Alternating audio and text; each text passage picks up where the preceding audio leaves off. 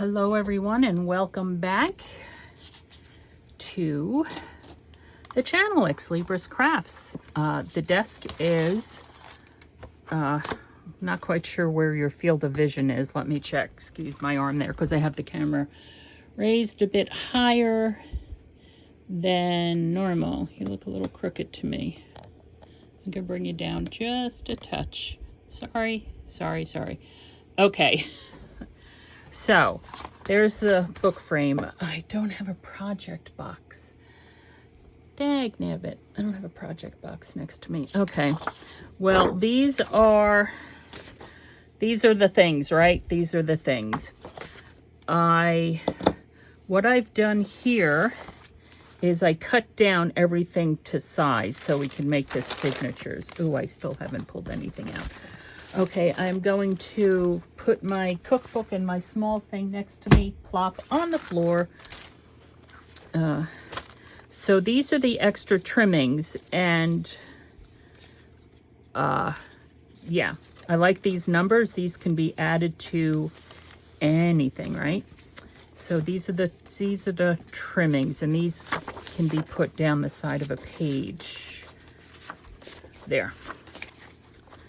Okay, and whoops, here's another one.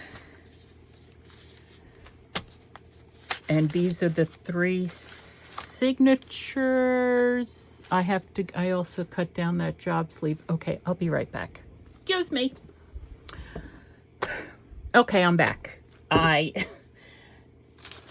don't know if y'all remember, I said no scraps from projects. Well, of course, I still have scraps from my last project, so I had to empty that out.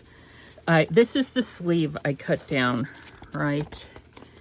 And this one will be top, and this one can also be top. See, it'll be easier for me to tape the side. I mean, I have more of these. I don't know how many I bought. It was in a package, but I'm only going to put one in this journal. And I don't know where. And I haven't measured these though. I want to put these in as well. Let's see how big they are. They measure 8 1/4, so that's fine, by 5 1/2. Okay, this is what we're gonna do. We're gonna take them all out is what we're gonna do. Are we gonna cut them out? No, we are going to, oh, ouch. See if we can unwind them. I don't think I'm gonna be using washi tape. I'll have to see if I have any that would be appropriate, but the masking tape I'll be using. Okay, so I need 1, 2, 3, 4, 5, 6. All right, I'm going to put these things aside for the moment. I don't want that. I pulled out 6. Okay, because we're going to deal with them. Bear with me just a second here. We're going to deal with them, and we're going to deal with, this is how much I had to cut down the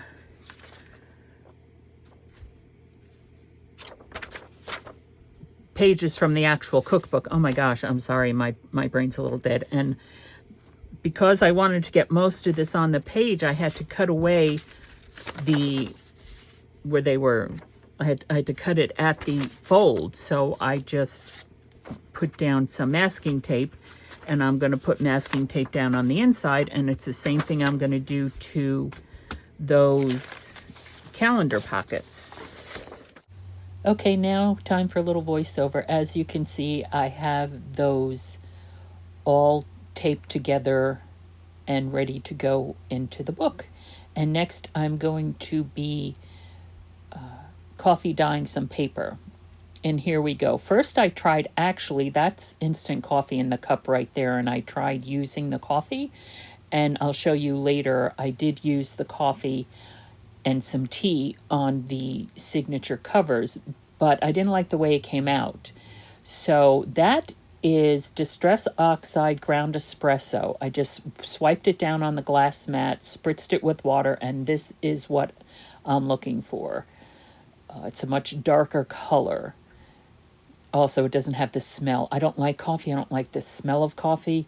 It makes me nauseous. So this is much nicer. I could just use the ground espresso stain or Distress Oxide ink and get the look that I'm going for. And what I'm doing here is I'm doing the same thing, but I'm going to do it on the book cover. So really, I just want the coffee rings on the book cover because I will be covering the book cover with that cover from the cookbook, which I will also show you in this video at the end. But this is the example. I'm just placing it in that wet Distress Oxide and just putting it on various places on the book. And here is the so far finished frame of the book, the outside of the book. And what I decided to do for a closure is I have this twill tape that I am going to glue down to the inside cover just so that I could have a tie closure. And then what I've also decided to do is to cover the center of the book there with just more of that brown paper sack. And then I'm going to lay in the inside covers as well. Okay, that's glued down. And as you can see, the paper that I'm using for the inside covers already has some distressing on the edge. It came that way. And it's very similar to the Distress Oxide Fossilized Amber. So I pulled that out in order to just do the rest of it around. I'm going to do that to both of them and glue them in. Okay, the inside covers are down, and now it is time to get the signatures ready. The signatures are in, and I'm about to fussy cut the picture for the front cover.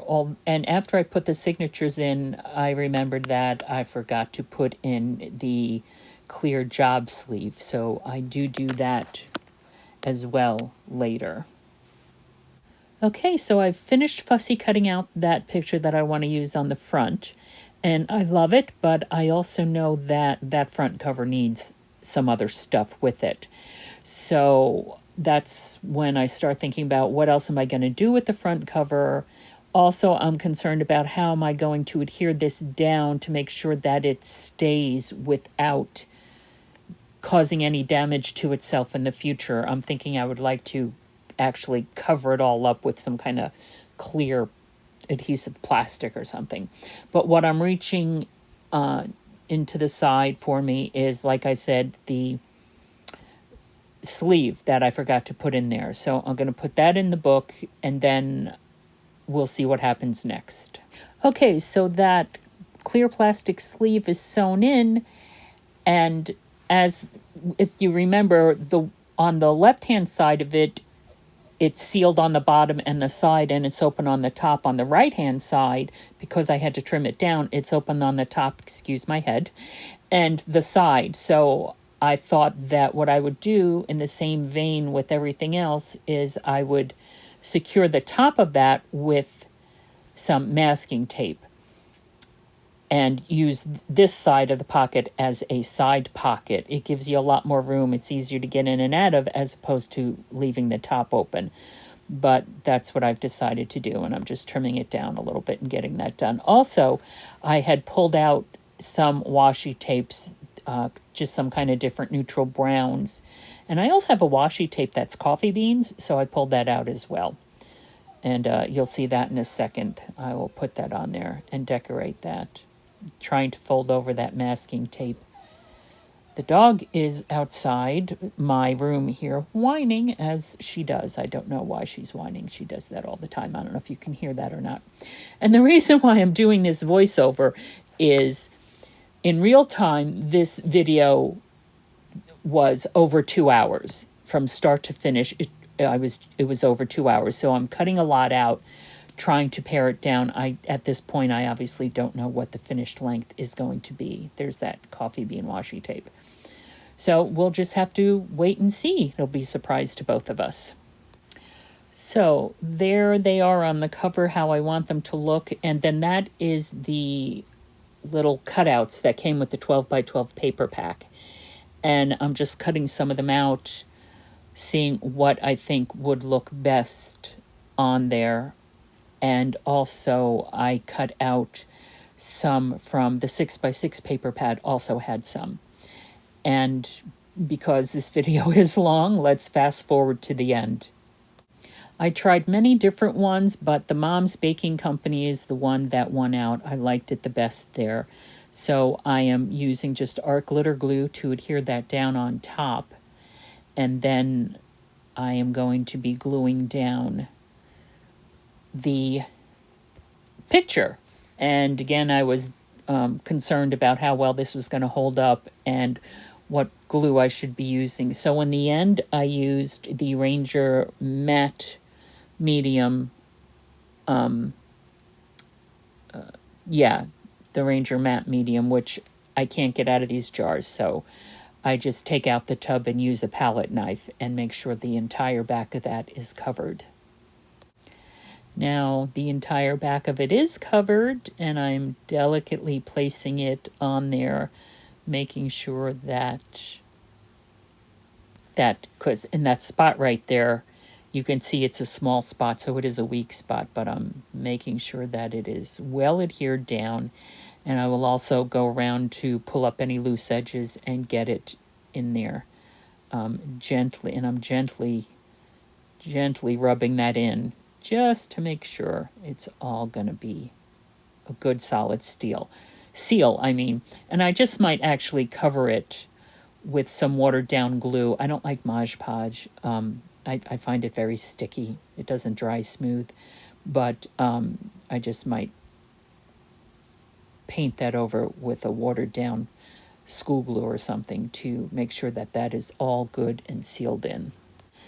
And there it is. That's as much as I can do with it today. I want to make sure that that dries completely. I don't want to open the book and then have that start to pull up on the spine. So this is Karynjean from Ex Libris Crafts. Thank you so much for your time and attention. As you can see, those are all the things that I cut out there, and I'm sticking them in the project bucket because I know I will be using them in this.